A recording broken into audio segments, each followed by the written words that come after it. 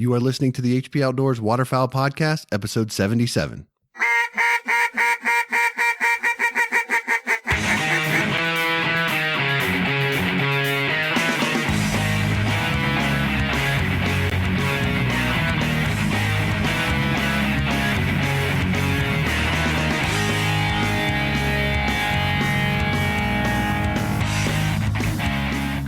This week on the show, we're talking duck calls and duck hunting as we're joined by Dustin Jones of 737 Duck Calls.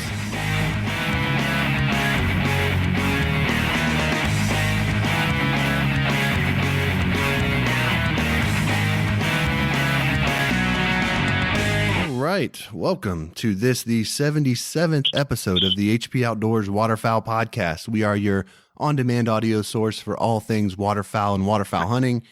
We would like to thank Mount Airy Waterfowl Club in Warsaw, Virginia for supporting this week's episode. You can check us out at hpoutdoors.com.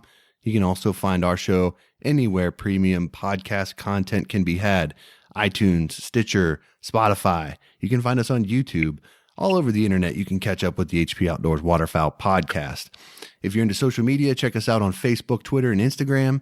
You can join our HP Outdoors Waterfowl Podcast listeners group on Facebook and chat with all of the listeners of this show, myself, and my co-host, Dan Harushka. What's up, Dan? How you doing, buddy? Doing pretty well.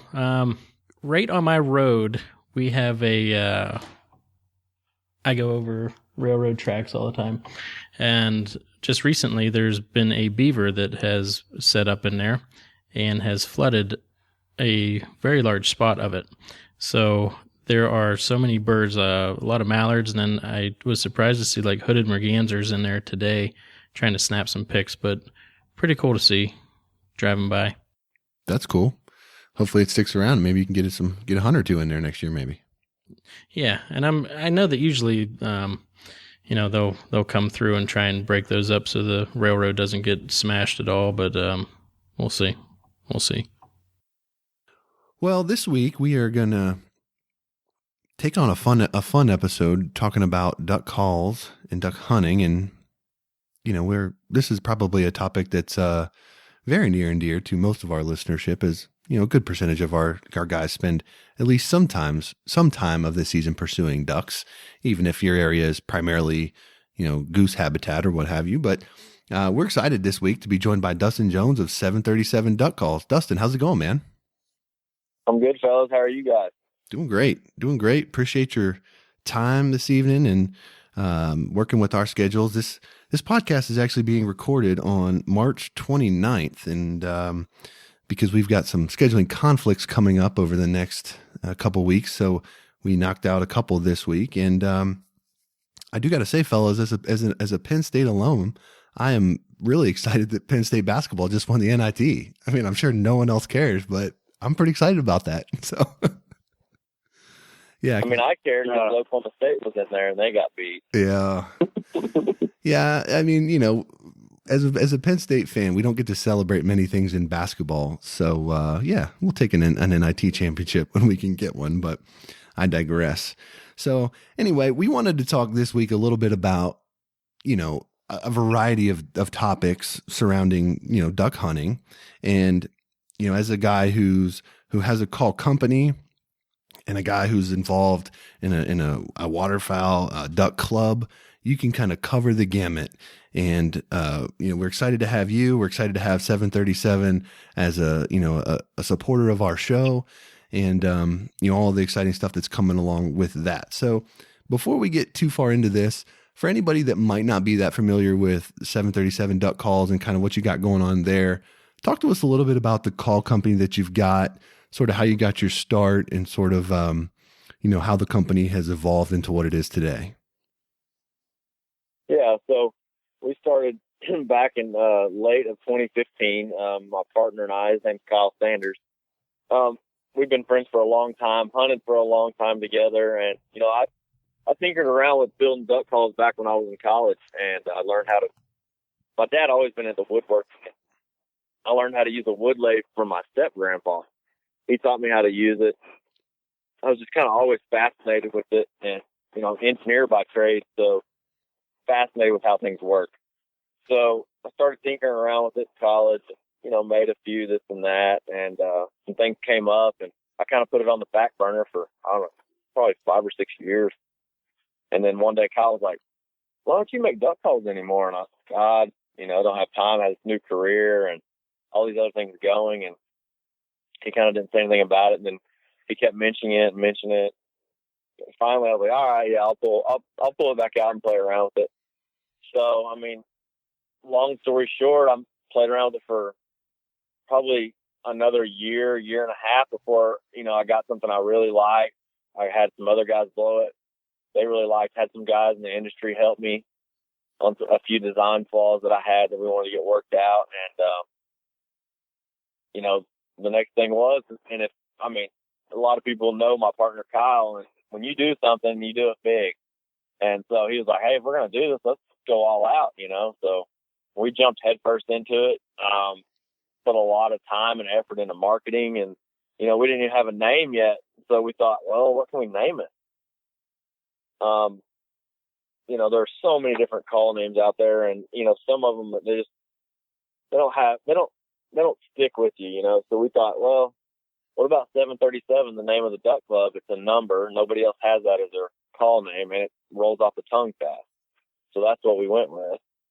And, a few years later, fast forward, large social media following. That's how we decided how we were going to build our company, was marketing through social media, because, that's the way we feel, things are going these days. I think people are kind of getting away from, maybe going to so many outdoor shows or magazine ads, so to speak, and really, push towards that social media. And so, that's kind of how we got started, and that's kind of how we are today. I mean, we're trying to make a duck call that, fits the different ways people like to blow calls. I mean, it's hard to make, one shoe doesn't fit everybody. So, we tried to make that one call that can fit all calling styles. And, I think we've succeeded with the first couple of calls that we've built, having that broad range that can fit all different dynamics of calling styles and situations. So, I think that's what's helped make us successful so far. We're just scratching the surface of this thing right now. We're so young as a company, but I think we've made a pretty good dent in it, in the market. Yeah, and the duck club that you speak about, that's 737 acres. That's how that came to be. Yeah. So the first tract of land, it was surveyed at 737 acres. So whenever we'd be like, hey, I'm going to go to the land or whatever, we just, shoot a text, hey, I'll meet you at 737. So that's how that name came about. Since then, fast forward to 2015, and another 1,060 acres has been added to it. So it's a little over 2,000 acres now. Oh, me oh my. So how, going into the, you said you had some help from some industry professionals, but how long did it take you to really get your first call where you wanted it? Because I know, I played around with call making a little bit, and getting a tone board to sound how you want it to is very time consuming. And, even getting to the point to where you cut the tone board, and then, if you do something wrong and have to start over, I mean, it's demoralizing, So how long did that process take you? I'm going to say like maybe a combined probably 3 years. I just learned how a lathe worked. That took me a while to just even get that down to where I felt comfortable, and then, it progressed from making a barrel to making an insert, then start on a flat jig and play around with that. For the longest time I had a lot of problems with call sticking. I just had, I battled that for a long time. I think that's what, took the longest to progress from, to get to where we are today. Because, I like a call that has a lot of hold, a lot of whine in it, but it tends to stick, and it's not the right call for the masses, so to speak. It's a really niche call. And if you're going to build a brand, that can't be your first call. Right. It has, if you're going to get one call out there, you have to get the one that can, I hate saying meet them, be, I guess, one that just meets more calling styles, because the way I blow a call is a lot more finesse. I don't push a lot of air through a duck call, and 90% of people push a lot of air through a duck call with a lot of moisture. And so if you have a call with a lot of hold in it, it's going to lock up on them. And that's the last thing you want is people saying, hey, this call won't even blow. It locks up. It sticks every time. So we had to work past that. Once I got past that, Kyle and I felt like we had something really good, and that's when we went with it. That's the number one. That's our first call that we ever came out with. You see a lot of people trying to make calls, and a lot of them end up just turning a barrel and jamming a polycarbonate insert that they buy off the internet in the end of it, because it is really difficult to get to a place where you're getting what you want out of a call and you get through all the issues like you're talking about navigating. And I'm just curious, you're talking several years of development and research to get that first call to market. The call industry, for better for worse, took a really big leap forward with the whole Duck Dynasty thing and the Duck Commander thing, and just more attention being paid to duck hunting and duck calling, and from that avenue. I'm curious as to kind of what your mindset was when you're looking at that as a new company, building that call, going through these trials and tribulations to find that perfect, versatile call that you can bring to the market that's going to, work for a wide range of people, and just seeing how saturated the market's become. And yet here you are, massive social media following, clearly have succeeded in what you've, set out to do. I'm just curious as to at any point where you looking at Kyle and be like, dude, are we sure this is what we want to do? I mean, it just, to me, it just seems like a super intimidating thing to just kind of ramp up into and just dive into like you guys did. Yeah, it definitely was an intimidating thing.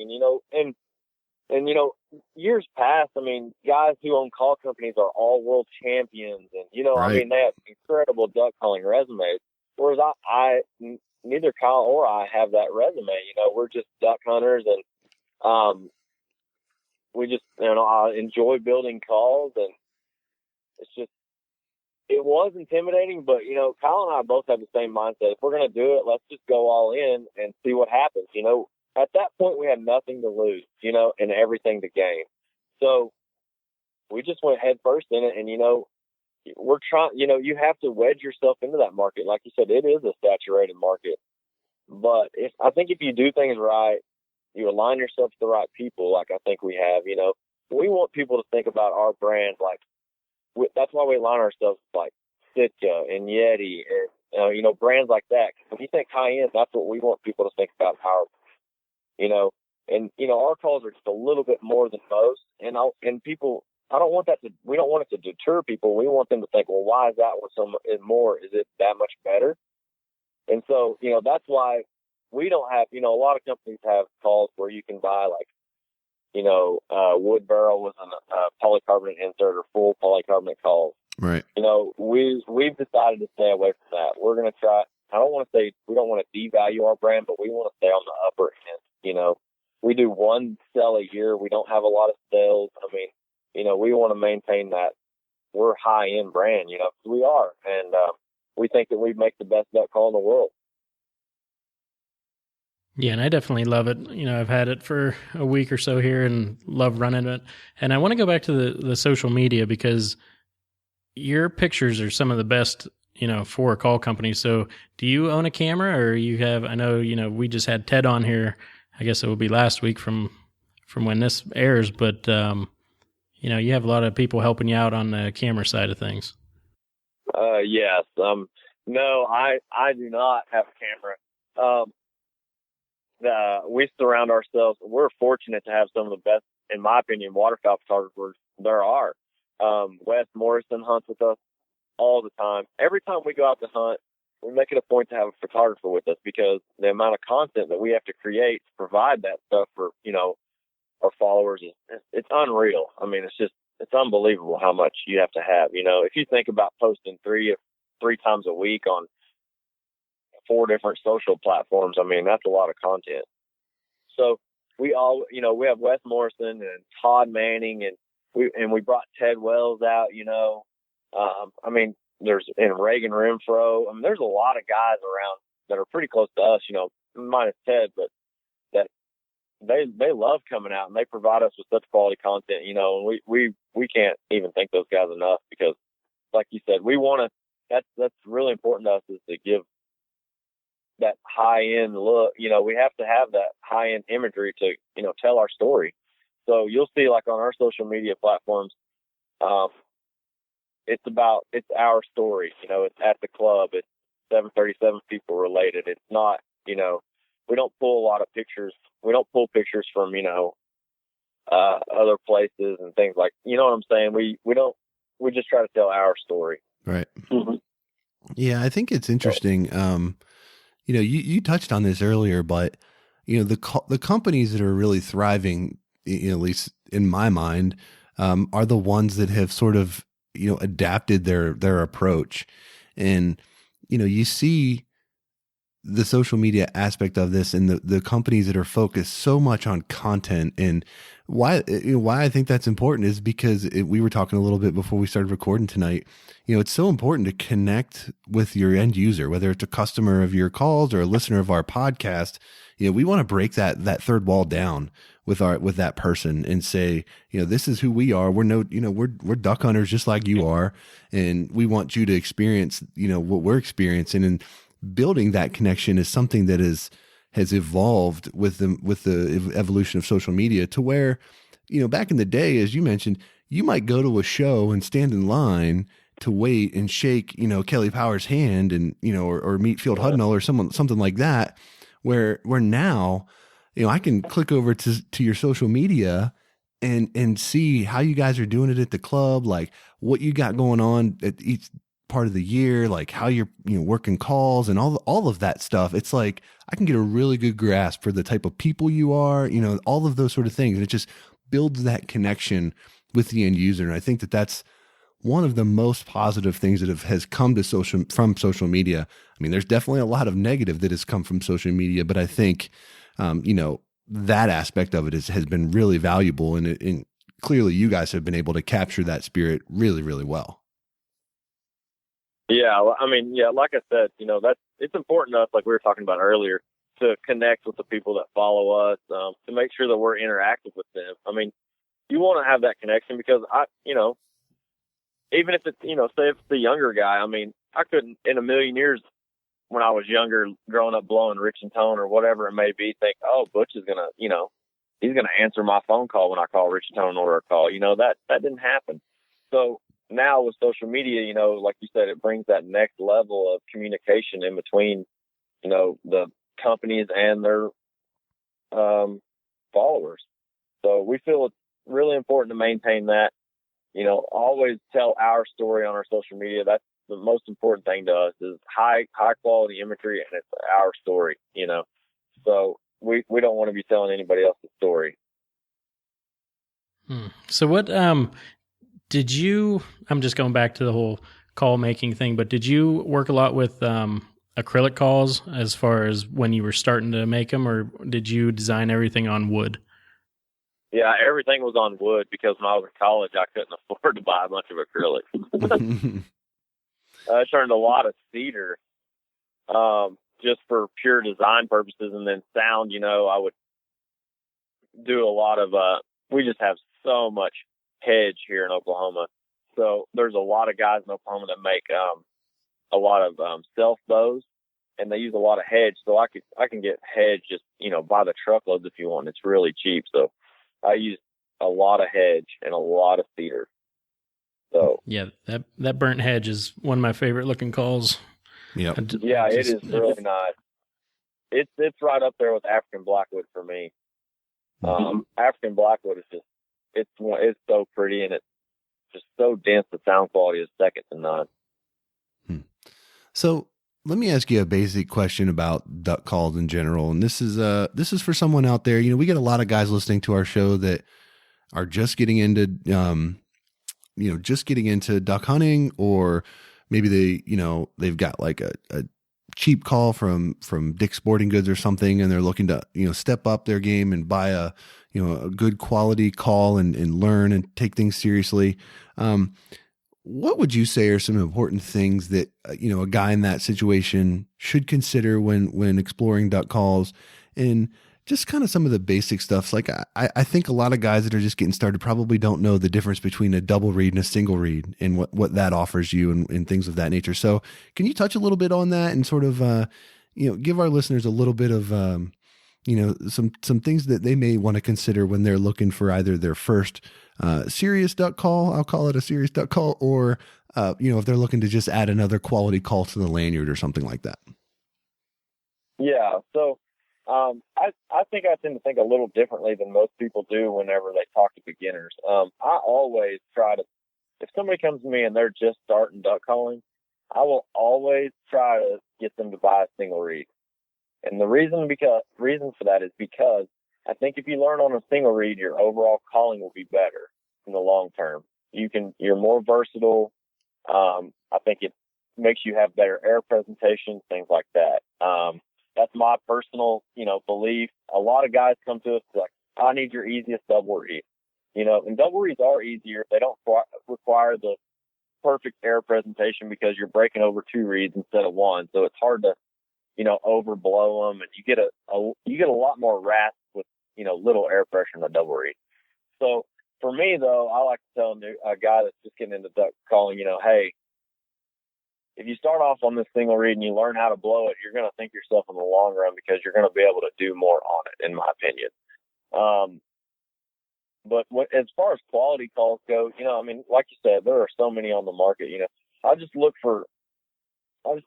for ones that are a medium volume. I think that a lot of medium volume calls, they can let you progress as far as, if you want to get soft on them, you can. If you want to get down on it a little bit, it's no problem. But, a timber style, like an old, like I think it used to be the timbre, that used to be the soft, rich and tone call.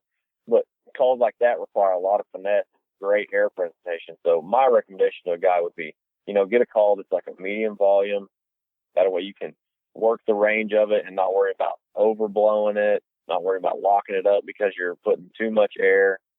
I just think that, like our number one, like we talked about earlier, the first call that we designed, that was for that guy.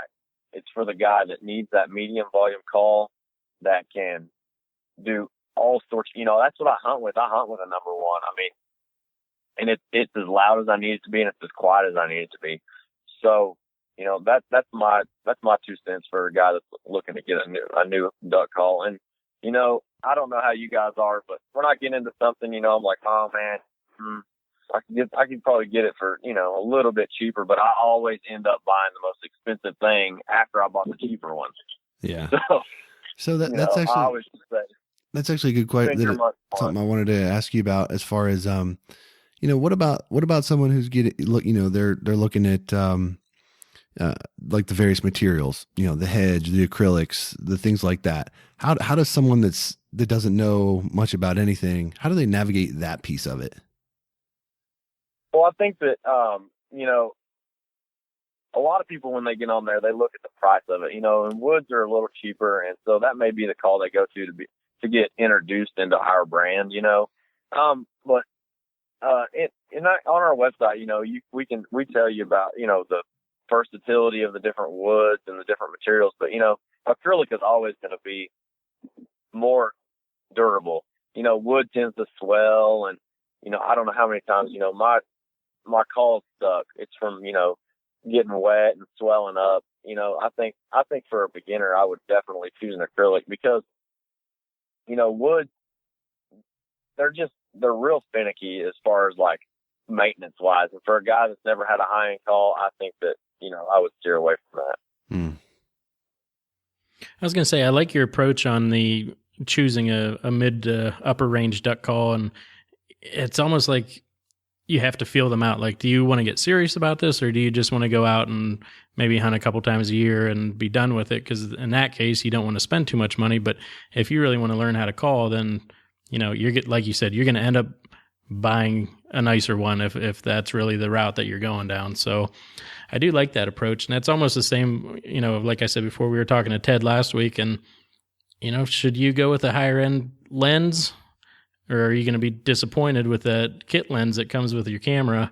And, when you don't get what you expect to get, then you're going to go and have to buy another one anyway. So you might as well start there if that's really what you want to do. Right. It seems like it's always you get what you pay for type deal, you know.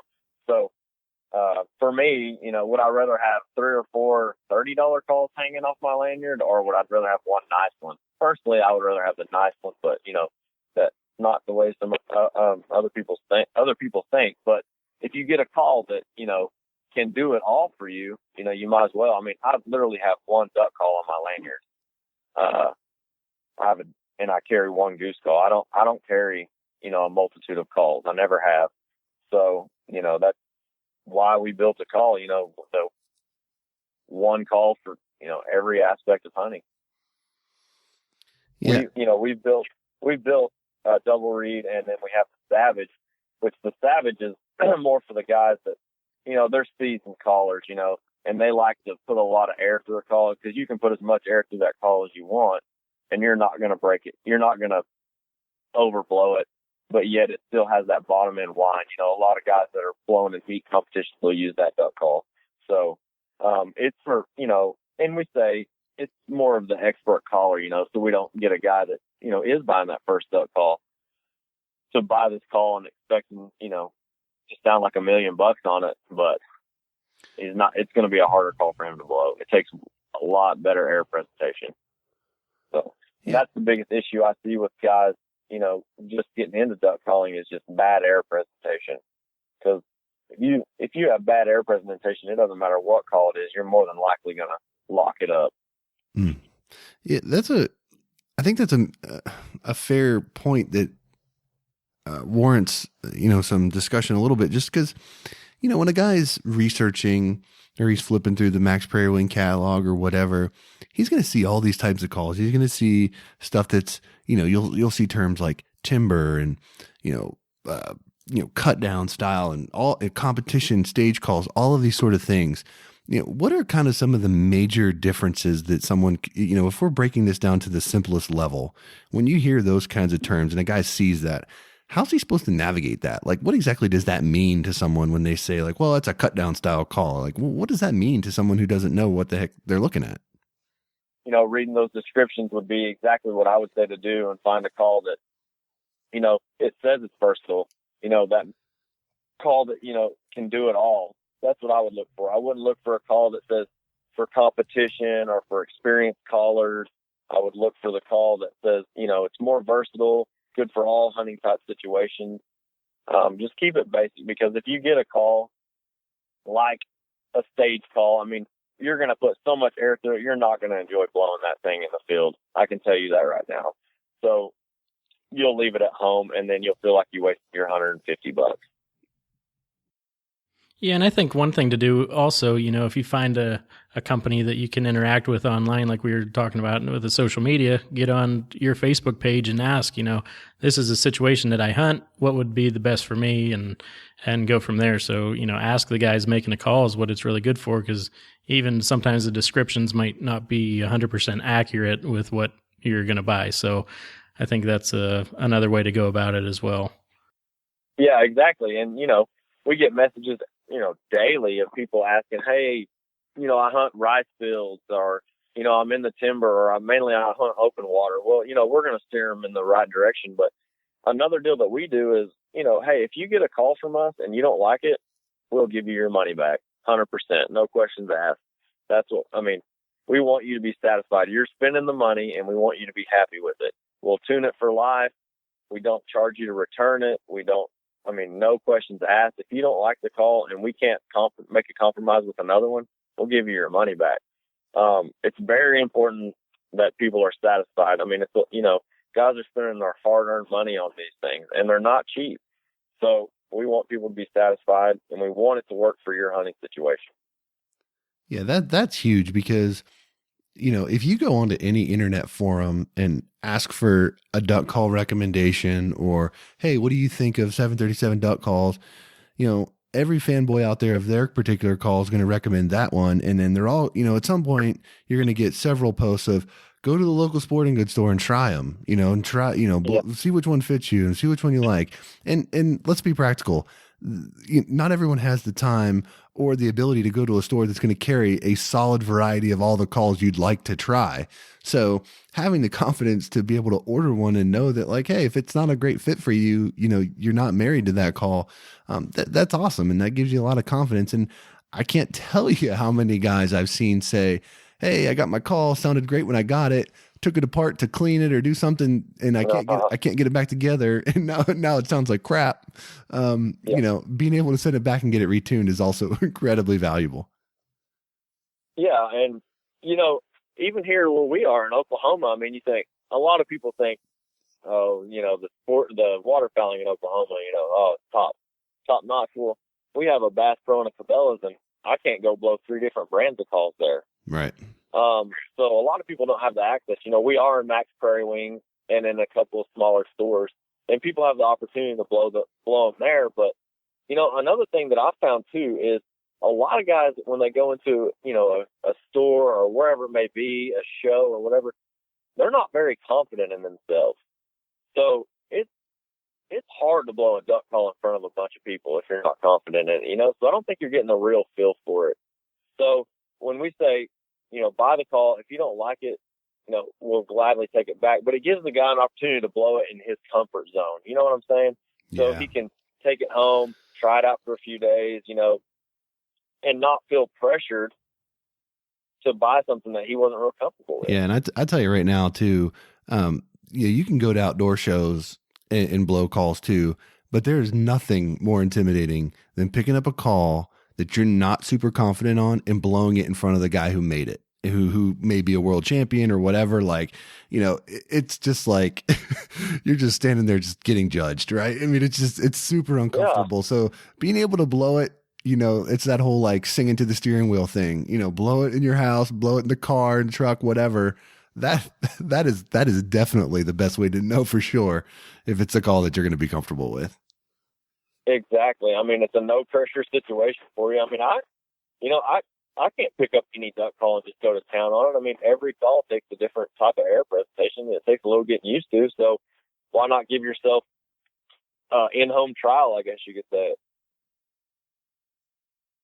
Yeah, I think that's definitely the way to go and a great approach on your business end of that. So I think we can transition this a little bit, Josh, if you want to, and something that we get a ton of questions on. And now that, you're managing quite a bit of property there, just the management side of that property and, we can go into planning, we can go into, setting up blinds, what kind of blinds, anything of that sort. But maybe, I guess we can start out with this kind of a seasonal, what does 737 do? What are you doing currently with that property? Right now, we've just experienced, quite a bit of rain, 3 or 4 inches, but we're in our burn season. So right now we do controlled burn. We're actually going to try to do one tomorrow. We usually try to do 2 to 3 burns. We'll burn, 700 acres the first time, then probably 500 or 600 the next time. Try to stair step it because right now we're trying to burn every year for 5 years, and then we're going to rotate. But right now we're in the burn phase, and then next we'll go to pulling water off all the wetlands. So every wetland that we hunted this year is, it's still full. So what we'll do is slow draw down on those to pull the water off of them. My partner Kyle is the land management guru. He eats, breathes, and sleeps it. I really don't think the guy sleeps at night. All he thinks about is how many ducks he can get on the property. So, I mean, he truly crazy how much he knows. But yeah, so right now, it's kind of a slower time of year. It's going to pick up once we start planting in May and June. And then, you kind of have the growing season. But, I mean, we get a break, from duck hunting and duck calls. It's like nonstop from October to, into January, mid-February. And so we get about a month break, and then we're into this part of the season, which is, it's a fun part of the season because it's kind of, it's pretty lax. We just, who doesn't like to burn? Especially massive fires. So, I mean, right now it's pretty lax for us. I'm not sure if we're going to move any pits this year, so we run concealed comfort pit blinds. We have 7 or 8, I think, pit blinds on the property. So we use those a lot, and then I think you can see that from our social media, you know. But here in Oklahoma, it's just so you're so wide open. You're hunting ag fields, you know, flooded ag fields. So it's really your best bet. I think next season we're going to try to use mow marsh chairs in the corn. Nice. I've talked to a few guys at mow marsh, and they say that they think that will be ideal for our situation.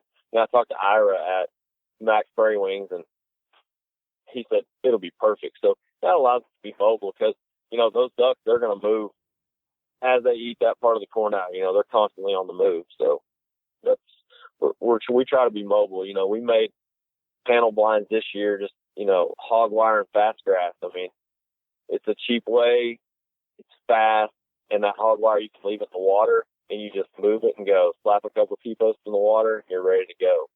So, you know, you can move that every day and don't have to worry about pulling it in and out of the water. Yeah.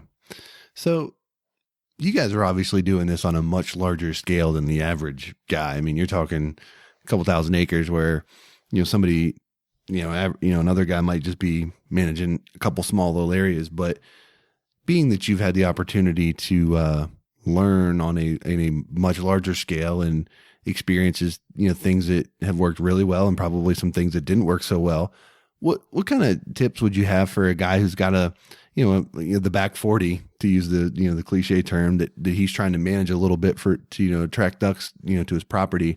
What kind of like simple, easy tips would you recommend for somebody kind of in that situation? My tip for a guy that, in that situation, maybe he doesn't want to spend a lot of money, but he wants to try to, obviously the end game is to attract as many birds as possible. Yep. Would be to manage for moist soil.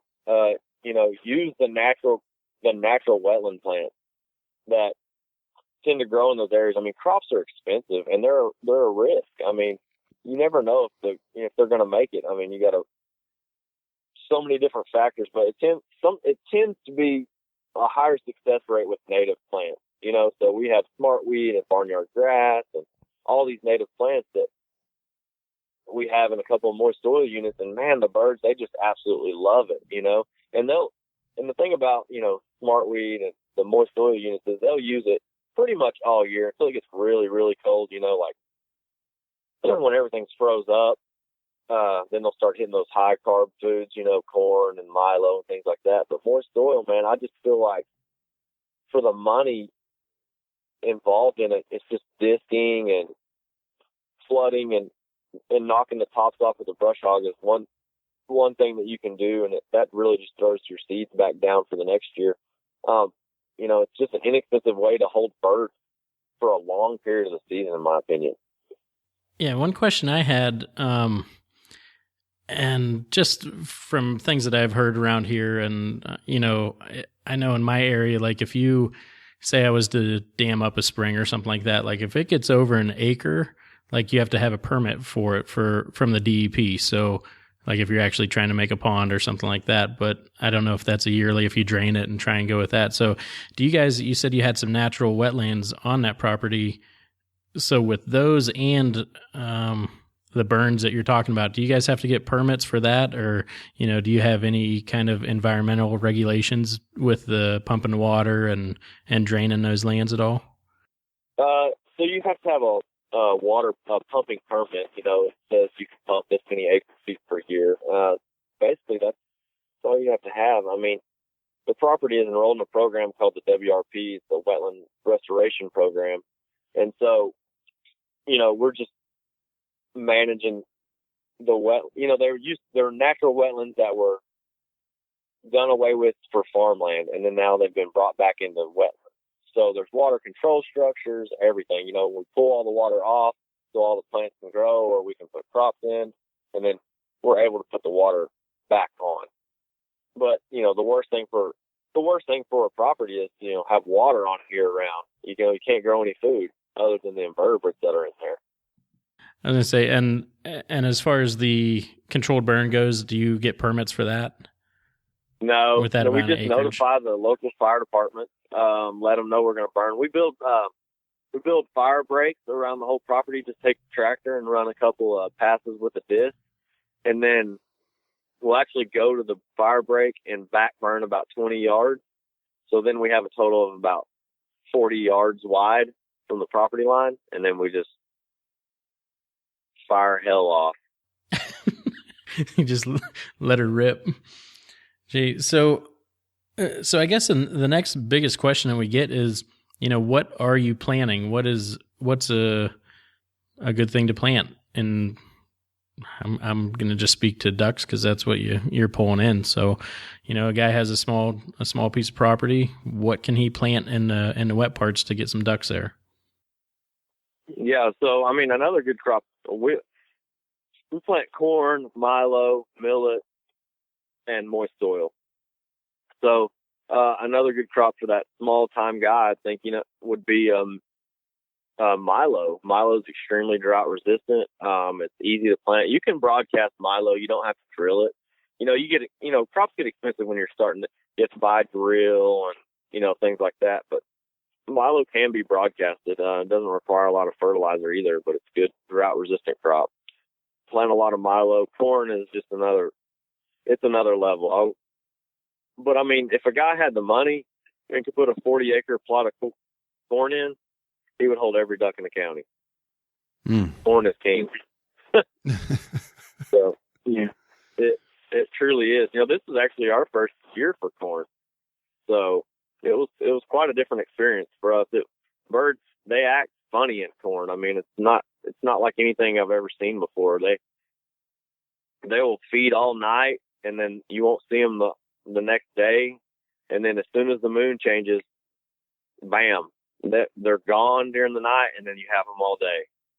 They do weird things with corn. The previous 3 years we didn't have corn, we could have told you to the minute when the ducks would show up on different pieces of the property. We put corn out there, and it just changed the whole game. There was time. I mean, most of the time we didn't hunt until 1 o'clock in the afternoon in that corn. The ducks wouldn't even be there until 1 o'clock in the afternoon. I mean, it's crazy. But if a guy had one choice crop and he could have, had the money to shell out, I would say corn. What other questions about land do you got there, Dan? Because I'm ready to switch to some hunting questions. I guess that's pretty much it. One other question I have, as far as, do you guys, I guess if you're just taking the water off now, then you don't harvest anything. Is there any complications legally with like harvesting, just a common practice type deal? I'm not exactly sure what the laws are on that, but I was just thinking. Yeah. So, no, the corn is standing. I mean, it was never, it was planted and then it was never bothered after that. So in Oklahoma, that's totally legal. Because we didn't, if you harvest it, which a lot of people do, they'll harvest it and flood it. There's a certain time period that you can't hunt it after it's been harvested. But since we left ours standing, it's a different, there's no set of rules for that. So we'll just go in, pull the water off of it, brush hog, or probably burn the corn stalk. I don't know. It depends on the time of the year, because there's a lot of water on the property right now. We had a lot of rain. That property naturally catches a lot of water, which, is perfectly ideal if we can get a fall rain. But, this last year we didn't have any rain. I think the last time we got rain was in August. And when we started pumping in late October, early November, we fought a drought and a soak, and we pumped for, 41 days straight. I mean, it was a saga, and a never-ending saga. So, yeah, but on a typical year, we probably would pump half that time, just due to the amount of natural runoff we would catch. Yeah, that's a lot of water to be pumping. Do you have, how many wells do you have? Is that off one well? Okay, yeah, we don't have water wells. We actually. Or you pump them out of the river or pond? Okay. Yeah, we pump out of the river, and the river we pump out of is actually just comes out of the back of a lake in Oklahoma, and we pump in 10 inches of water. We have what they call a river screen. And this year the flow was, extremely low on the river. So we were just barely above idle on the pump. And that's one of the reasons it took so long. But yeah, at one time we had I think a little over a mile of pipe out pushing water. It was a tough year for pumping. I mean, it truly was. A mile of pipe? Holy moly. Roughly a mile out, yeah. We had a bunch. Ooh. That's when you round up the high school kids and give them a job. That works. Yeah, you're taking your duck hunting serious when you got a mile of pipe laying out, pushing water around, so. Yeah. Well, I mean, that was actually one run. I mean, there's probably, I'd say maybe another mile laying out there, just from another pump site. We moved from one pump site to another, so we didn't have to pick up all the pipe and move. It's a serious deal. People have, they have no idea. When we take people out there and they see that pumping operation, they're just like, oh my gosh, it'll take you back, that's for sure. But so we don't guide out there, so the only people that see the property are members and then family and friends. So, but most people are taken back by the pumping operation. They don't understand how in depth it really is. I bet. Well, let's shift gears here one more time. We've kept you. We've already had you for 50 minutes or so, roughly, and I wanted to talk a little bit about hunting because obviously you're having opportunities to hunt a lot. You spend a lot of days in the field hunting a variety of, flooded environments and things like that and working birds. So I guess, one of the things that, again, I hunt a lot of public ground and some private ground and stuff. But one thing that I hear constantly when I'm in the field is guys just laying on the call nonstop, as loud as they possibly can. And it's like, you just hear them up and down the river, just cutting loose on these calls. And, I know a lot of guys that hunt out there, maybe newer or what have you, but like for a guy who's getting into hunting and, sort of feeding off that whole selection, call selection discussion we had, for a guy who's getting started, what should his mindset be when he gets out there? And, sometimes it can be intimidating to pick the call up and actually try to work it, to see how a bird's going to respond or whatever. But what would you recommend as far as just a general strategy when you're kind of getting going on using calls and kind of how to most effectively use them when you're first getting into it? My theory on duck calling is less is more. And the reason being is, by the time birds get down here to us, they have heard and seen it all.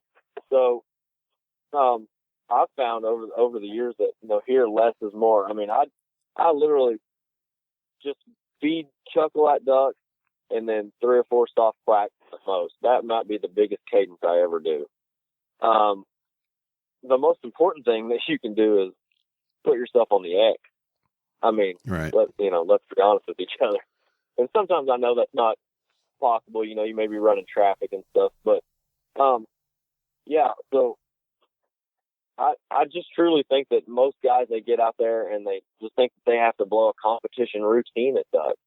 And that's not the case. Yeah. I mean, it's really not the case because if you listen to ducks, you'll hear them just feeding, and then there might be that 1 or 2, depending on how many birds it is, boss hens out there just getting after it, So that's kind of what I try to mimic. We'll have when we have guys hunting with us, we can have 6, 7, 8 guys at a time, and there may only be 2 duck calls going. I've always had that theory that less is more. I just think that, I never try to blow at ducks when they're finishing in my face. More times than not, that'll blow them right out of your hole. And that's what I've found.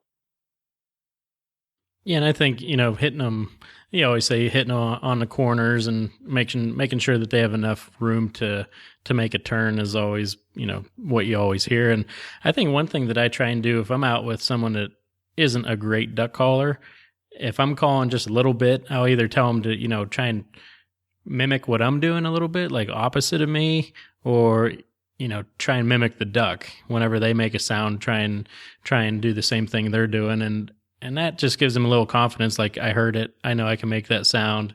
And then they proceed to make the sound, and you can go from there and give them a little confidence in what they're trying to do. So I think that's, I guess Josh would always make fun of me in the early episode years that we did this podcast, but I'd always ask, what would you do? Would you rather call, or would you rather have motion? That was kind of my go-to question a lot. And, I guess I would just ask you, what kind of motion do you have out? Do you have jerk rigs? Do you have some Mojos or Lucky Duck? What do you got running there? Yeah, we run jerk rigs and we'll run Lucky Ducks. And then this year we added a couple of the Lucky Duck surface, a lot of the motion stuff they have for the surface, like the spinners that go on top and things like that. But I'd probably say the go-to would be just a Lucky Duck spinner and a jerk rig. I mean, jerk rigs are a must-have for us because, I've done a lot of droning in the last couple of years, and I love watching ducks from up top. And decoy spreads, if there's no motion, really you can't even hardly see them, to be totally honest with you. I don't know. It's just, they really blend in, I guess it's hard to say. Like, if you'll notice whenever, like, I don't know if you guys have done much droning or whatnot, or seen a bunch of drone footage or whatever, but, I've noticed that, one, the water is always extremely muddy under ducks. So that makes the decoy pop. But if you don't have motion, it's hard to spot them. I did several different scenarios this year where I droned over the decoys with the water not mudded, with motion, not motion. And, with a jerk rig going and you're out there, every once in a while, I'll get out of the blind, or Kyle or whoever, and we tromp around in the decoys to muddy that water up. I know it's hard to believe we're muddying up our red water, but we do. But, little things like that make all the difference in the world, in my opinion. Yeah, actually, you led right into what I was gonna ask you about.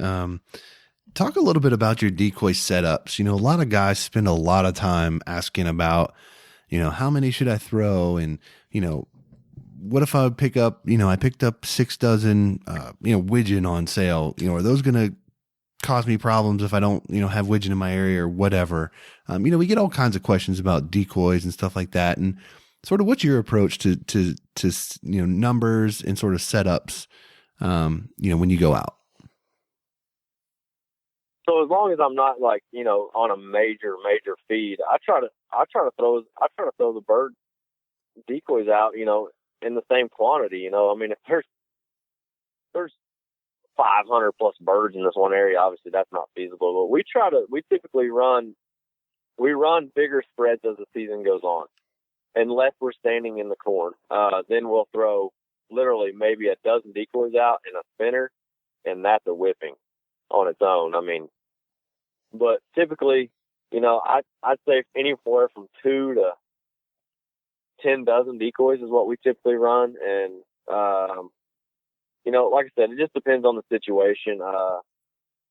We spent a lot of time busting ice this year and running ice eaters. It was extremely cold for long periods of time. Yep. And, we didn't run a whole lot of decoys for a while. We just had a hole open and we just pack it full. And, that worked really well for us. But I always just try to look to see how the ducks are. A lot of times when they're real cold like that, they're bunched up, these little balls, it looks like. And that's how we throw our decoys in there. But, I'd say anywhere from 2 to 10 dozen. And I try to stay with the species. We typically shoot mallards and pintails. That's what we shoot. So that's what we run. We'll throw a few teal decoys in there because we get a lot of green wings late still. They hang around all season. Right. Pretty good numbers, really. This year we had really good numbers of green wings late in the season. But yeah, I just try. I don't. Maybe because you get them on, widgeon decoys on sale, but you don't really shoot them. I probably wouldn't spend my money on them. So when you say that you're hunting corn, I imagine that if you're standing in corn, you probably have at least 100 yards around you in every direction. Then you have a hole out in front of you. But are you throwing any decoys in the corn as well, like just to emulate them feeding on that? Yeah, I mean, when we're hunting and like if we're out of a blind and actually out in the corn, yeah, we'll stand, in the stock, and there's not a hole in front of us or anything, and I'll throw ducks just out in the corn. I mean, like they naturally would be, and throw a mojo, throw a lucky duck up in front of us. And actually, typically, I like to put the decoys behind me, depending on where the sun's at in the corn, because the birds will walk in behind you, and it's hard for them to see you in there. So then you're shooting them as they're dropping down. I mean, it's pretty good time. But yeah, a dozen decoys is all you need if you're in standing corn. It can be extremely dangerous. That's awesome. So yeah, it is. It's another animal. I had a lot of fun. I think when Ted came down this year, we hunted in the corn. I think it was me, Ted, and Wes, and Kyle. And I mean, I think you've seen a couple of those photos. I think he posted one of the photos the other day of the sunset, Yeah. And people are walking out. You can see we got one mojo and like a string of decoys, and that's it. And we were using the huge pit blind as like a dugout. Everybody would go in there and eat, just BS and have a good time. And then like 3 people would rotate, and we were just smashing birds. And it was just simple setup, man. Sometimes, simpler is better, I found. And there was no real rhyme or reason to our decoy spread. I'd literally pull a carabiner off and chunk them, and that's it. That's how they would land. I do that a lot. I just open a carabiner and chunk decoys, so. I was going to say, I guess one of my last questions would be, you have a couple thousand acres there. You're talking mile pipeline. Are you walking out? Are you going in a canoe, or do you have an airboat? Yeah, so we have an airboat. we have a couple of different toys. I shouldn't say toys. They're much needed equipment. They're tools. Yeah. Right. I can't take credit for the airboat. That's my partner Kyle's, and he's in love with that thing. That's his baby. But yeah, so we use the airboat, and then have a Ranger that I use with a quack rack on it, and then we have a Hummer that we use. That thing, we destroy vehicles out there. It's crazy how trashed vehicles get. Normal pickups and things like that. That Hummer's been a godsend. It will take any abuse you throw at it. So typically, we'll either drive the airboat or we'll drive the Ranger out to the blind. Oh well, Kyle, he had this idea. I don't know. We both had the idea that it'd be awesome because the river runs like 3 miles on the property. So you can go 3 miles down the river and jump out, and you're actually on the other side of the property. So we had this bright idea to build this channel where you drop in from the barn, and you're in this boat lane, and you go all the way across the property, jump in the river, go a mile or so, and then bam, you're on the other side of the property. So we can access it all via boat if we really want. That's awesome. It's pretty. I was gonna just ask. I mean, I know it's pretty flat out there, but what's the deepest that your property gets when you guys flood it? What's your deepest areas? Oh, there's areas of the corn that get knee deep. You said knee deep? Yeah, knee deep's about as deep. That's so awesome. So what? Yeah, it's cool, except for when it gets.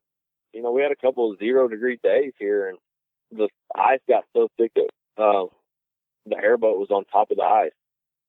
Ooh.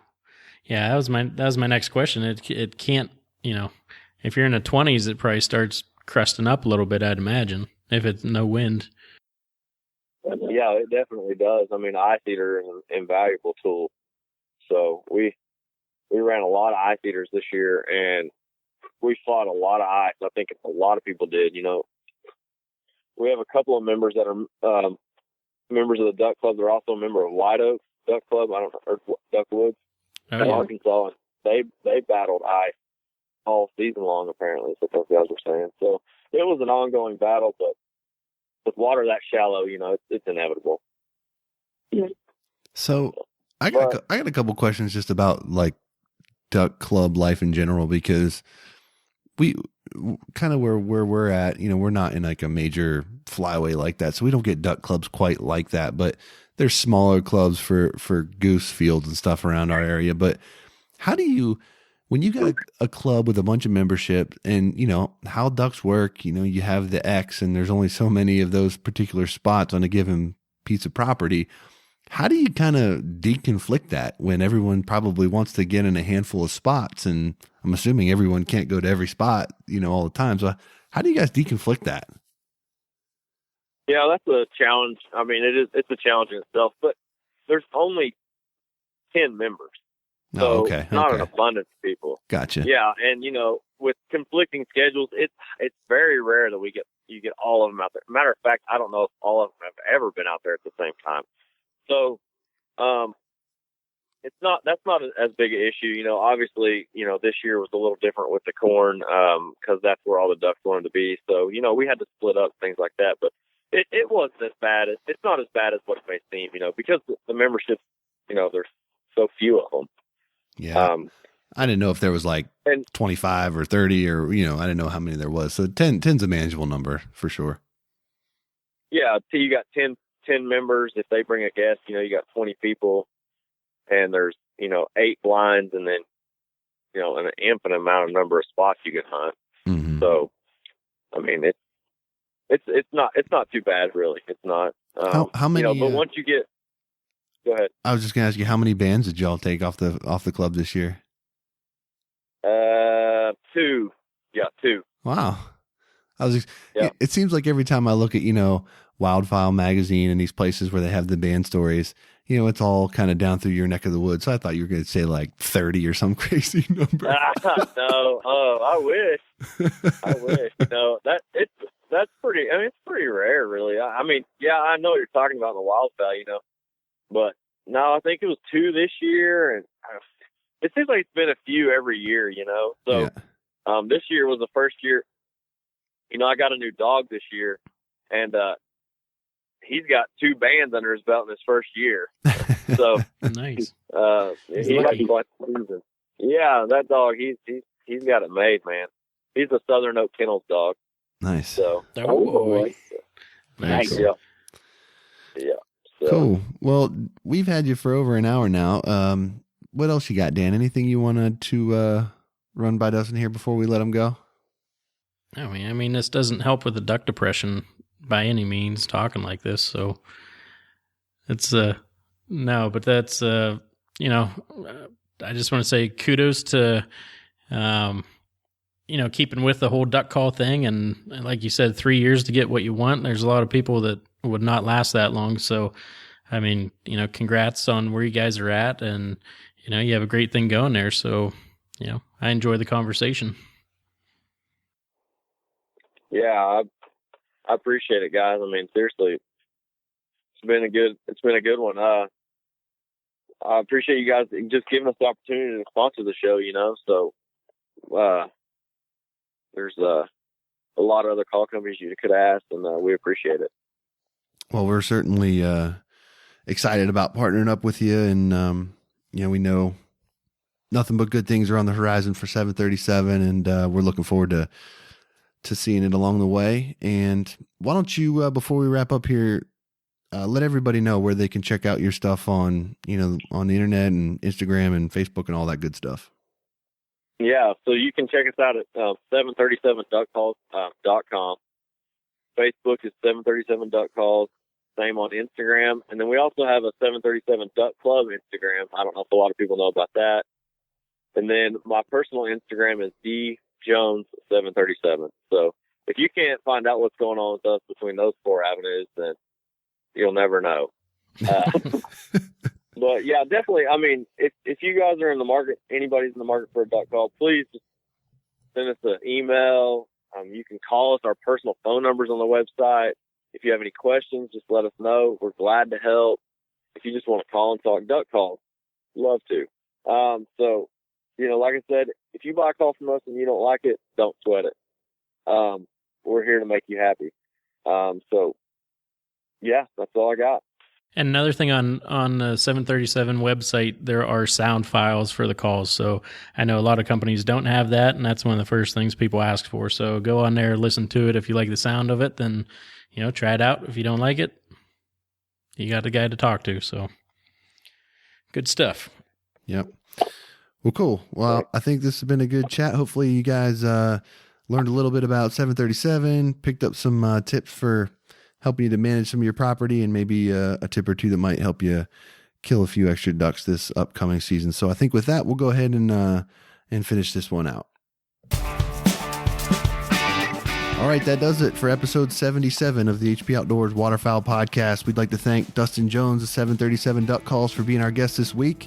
We'd also like to thank Mount Airy Waterfowl Club in Warsaw, Virginia for supporting this week's show. If you haven't had a chance to go to iTunes, check out all the past episodes of the show, fill out a 5-star rating and review, and we would certainly appreciate that. Thanks for tuning in this week. Until next time, for Dan, I'm Josh. Take care.